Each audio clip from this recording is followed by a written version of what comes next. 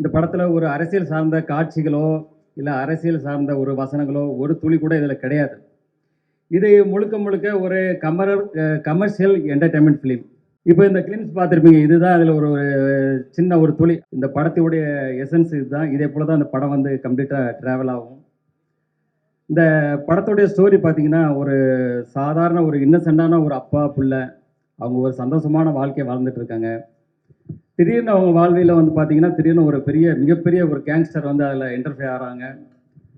அதுக்கப்புறம் நடக்கிற விஷயங்களை தான் நம்ம டைரக்டர் துரை செந்தில்குமார் வந்து அவ்வளோ அற்புதமாக இதில் திரைக்கதை அமைத்து இன்றைய தலைமுறைகளுக்கு பிடித்த மாதிரியான ஒரு திரைக்கதை அமைக்கணும். அதான் முக்கியம். இன்னைக்கு வந்து கதைகள் அதே தான் இருக்கும், இல்லை இயக்கங்கள் அதே தான் இருக்கும்.